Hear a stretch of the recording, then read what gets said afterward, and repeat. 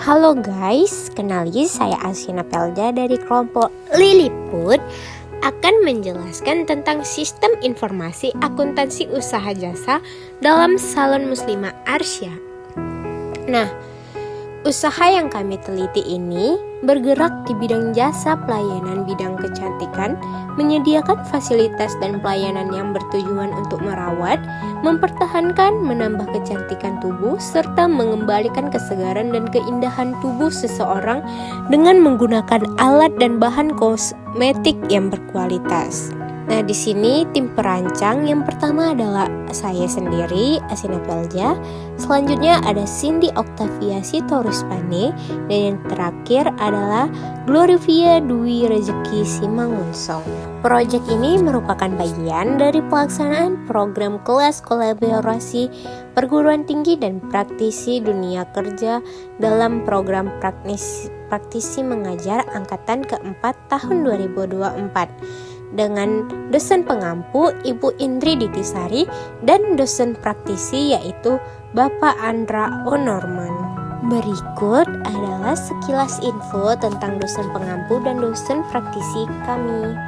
Yang pertama, dosen pengampu Ibu Indri Ditisari SE MSI.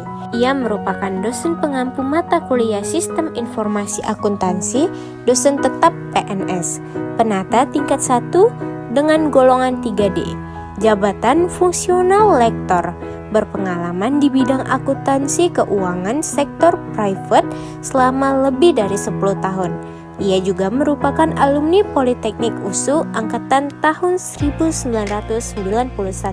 Nah, selanjutnya adalah praktisi kami, yaitu Bapak Andra O'Norman.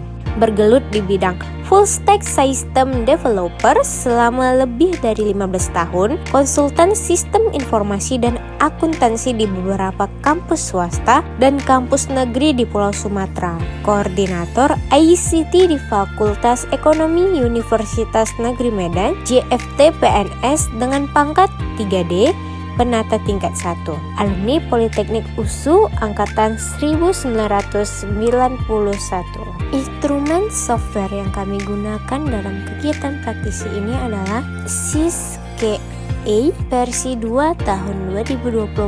Fitur setup badan usaha, setup periode akuntansi, setup daftar akun, saldo awal, jurnal umum, jurnal penerimaan kas, jurnal pengeluaran kas, buku besar, neraca saldo, neraca laba rugi, arus kas, dan perubahan modal. Ini dikembangkan oleh Bapak Andra O'Norman untuk Siswo Studio Solusi dengan lisensi GNU Public License.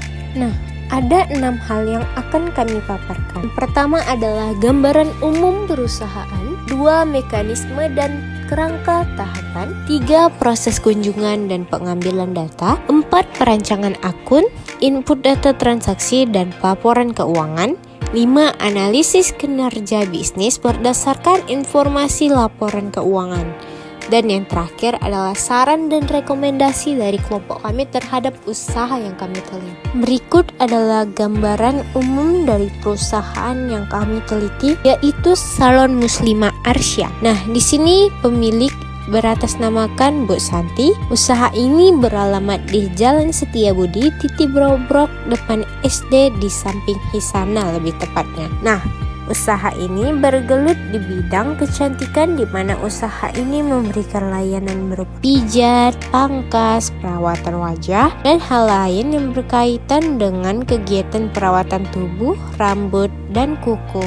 Berikut adalah beberapa hal yang dapat dijadikan gambaran umum terhadap perusahaan yang kami teliti. Nah, yang pertama adalah modal awal dari perusahaan ini adalah sebesar 130 juta rupiah. Rata-rata nilai omset per bulan hanya sebesar 1 hingga 2 juta rupiah. Usaha ini juga memiliki pegawai aktif sekitar 4 orang. Usaha yang kami teliti ini rutin membuat laporan penerimaan kas meskipun masih menggunakan cara yang sangat sederhana. Usaha yang kami teliti ini juga belum memiliki sistem untuk akuntansinya. Berikut adalah beberapa mekanisme dan tahapan proyek yang dapat dilakukan. Yang pertama adalah identifikasi. Nah, mengidentifikasi calon sasaran contohnya lakukan kontak awal, mengajukan permohonan riset untuk keperluan praktek. Selanjutnya adalah persiapan. Menentukan waktu berkunjung, selain itu mempersiapkan alat ambil data. Lalu ada proses ambil data. Melakukan pengambilan data atas izin pemilik usaha. Kelompok kami mengolah data, menginput dan mengolah data dengan aplikasi GLMS Access. Selanjutnya adalah analisis dan pelaporan data. Membuat laporan dan analisis data kinerja usaha berdasarkan informasi akuntansi. Dan yang terakhir adalah pemaparan hasil. Menyampaikan paparan hasil proyek di kelas dan di pemilik usaha. Pada tahap pengambilan data, proses pengambilan data, pemilik usaha menerima kedatangan kelompok kami dengan sangat baik dan ramah. Model bisnis yang dilakukan oleh pemilik adalah model bisnis kecil dengan sistem keuangan yang sangat sederhana. Pemilik juga bersedia memberikan seluruh bukti transaksi yang ia miliki. Kami juga mengambil foto bersama dengan pemilik. Berdasarkan hasil pertemuan tersebut, kami mendapatkan beberapa bukti penerimaan kas berupa kwitansi dan buku besar serta beberapa informasi tentang pengeluaran kas. Tahap perancangan akun, input data transaksi, dan pelaporan keuangan. Tahap ini telah dihasilkan beberapa entitas data sebagai berikut. Yang pertama ada daftar akun, yang kedua ada daftar saldo jurnal, daftar saldo awal, yang ketiga ada daftar jurnal, keempat buku besar kas, kelima daftar neraca saldo, keenam neraca, dan yang terakhir adalah laba rutin. Berikut adalah daftar akun pada bidang usaha ini, yaitu harta dengan memiliki kode 1, harta terbagi 2, harta lancar, dan harta tetap. Harta lancar memiliki kode 11, harta tetap memiliki kode 12. 2. Kewajiban. Kewajiban juga terbagi atas 2. Itu kewajiban dengan kode 21, kewajiban jangka panjang dengan kode 22. 3 adalah ekuitas pemilik. Ekuitas pemilik memiliki kode 31. 4 yaitu pendapatan dengan kode 41. Yang kelima adalah beban. Beban operasional yang memiliki kode 51. Beban operasional yaitu termasuk beban transportasi bagian pemasaran, beban lembur, bonus, dan insentif bagian pemasaran, bagian perlengkapan dan bahan bagian pemasaran, komunikasi dan biaya internet, beban iklan dan kegiatan promosi produk, dan yang terakhir adalah beban gaji pemasaran. Saldo awal pada salon muslimah asal ini yaitu cash di debit sebesar 130 juta, pada kredit ekuitas pemilik 130 juta. Berikut ini adalah daftar transaksi yang terjadi selama 3 bulan di salon Arsya Muslimah. Dan ini adalah buku besar cash pada salon Muslimah Arsya ini, yaitu di debit sebesar 150.148.000 rupiah, pada kredit 122.750.000 rupiah. Berikut ini adalah neraca saldo keuangan pada bisnis ini. Pada kolom saldo awal sebesar 130 juta rupiah dan balance.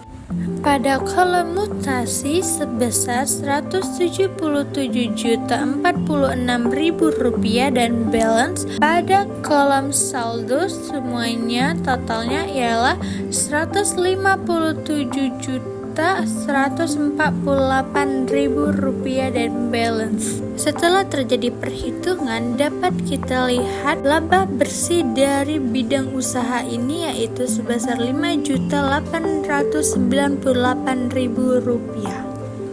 Setelah kami hitung, jumlah neraca yang kami dapatkan yaitu jumlah aktiva sebesar 135.898.000 rupiah dan jumlah pasifa sebesar 157.148.000 rupiah.